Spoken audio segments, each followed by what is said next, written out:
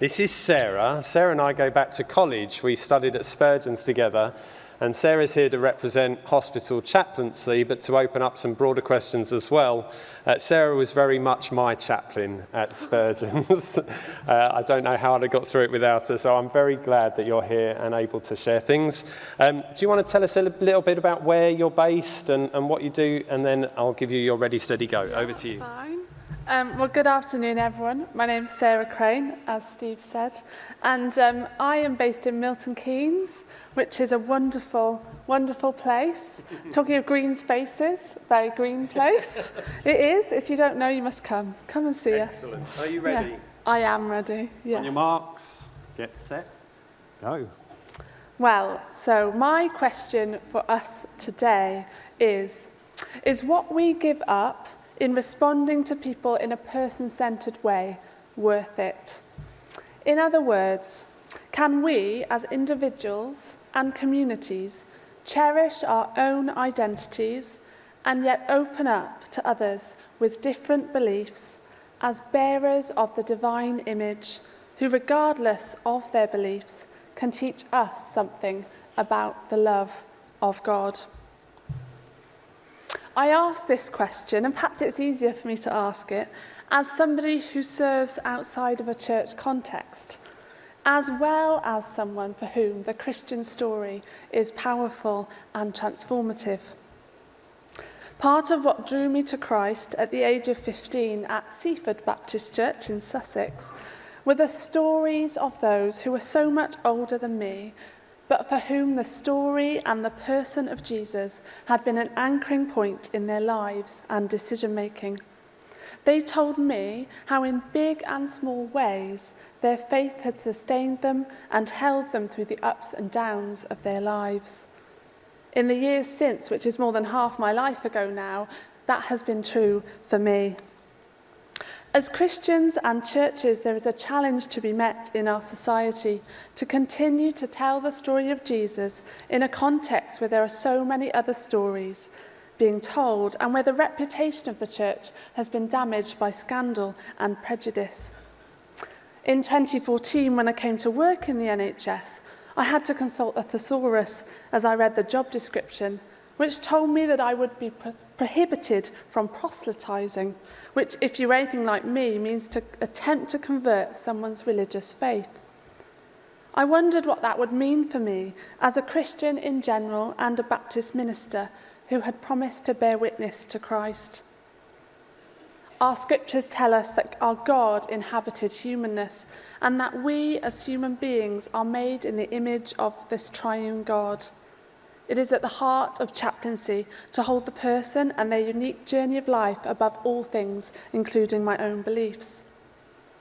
As one US-based Christian chaplain, Nathan Albert, described this year really beautifully, as a chaplain, my job is to help all people be more fully human and to know their sacredness.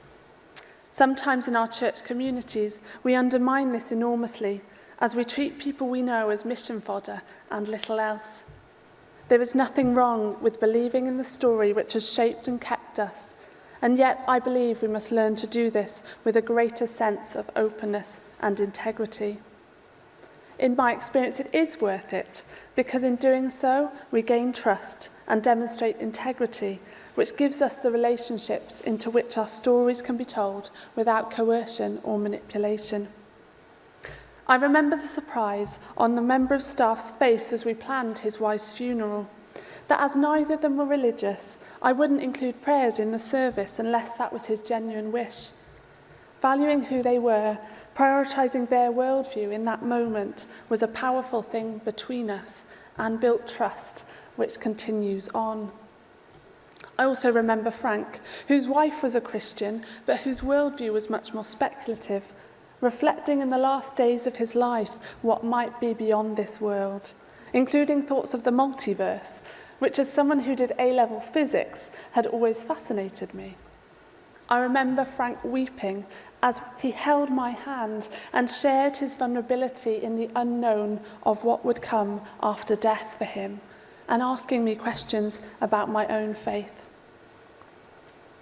These moments are sacred, And I feel in these moments privileged to be invited to share the hope that I have, as the Apostle Peter talks about. And our tradition really values this dynamic. Thomas Helwys was imprisoned and died because of his belief in religious tolerance, and that it should be beyond the interference of the state. So it is part of our Baptist heritage then to value the free choices of others in their faith and beliefs, and to allow their stories to enrich our common life while we maintain our own beliefs and integrity. Valuing diversity is about something who we are. Tony Peck, who used to be General Secretary of the EBF, said that Helwys was articulating a bold vision of a plural society that values and protects its minorities at a time where everyone was religious and atheism was unheard of.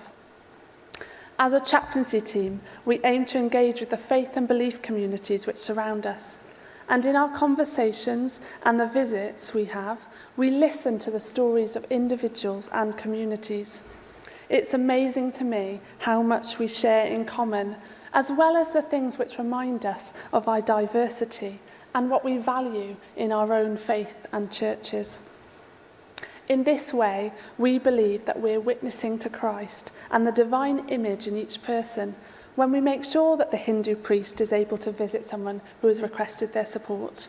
Or, as happened on the morning that I wrote this, I printed an article from the Watchtower to take to a Jehovah's Witness who was in hospital and who has welcomed our visits.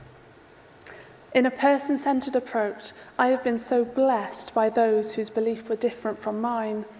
I have had the honour of making space for the stories of others and seeing the love of God mediated to me through them as a guest in their space. As that shows I'm behind.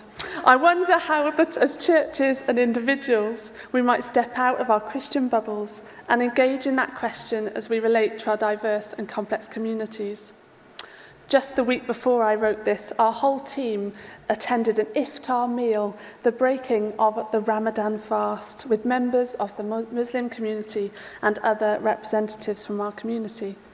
And afterwards we laughed as a grumpy teenager tried to push in the queue for food, just reflecting that children are children in every context.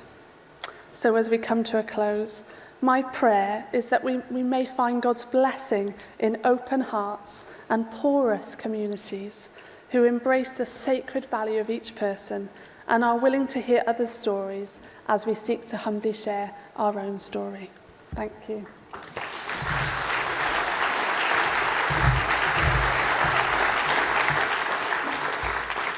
Thank you so much, Sarah, and thank you to all who serve as chaplains. I guess as Baptist ministers, we're always so grateful for chaplains, but also, especially in the last couple of years where we haven't been able to visit people in hospital, where the chaplains just stood in that gap. So thank you so much. So Sarah's question, again, she very helpfully started and ended with it, is what we give up in responding to people in a person-centred way. What are you prepared to give up to serve Christ?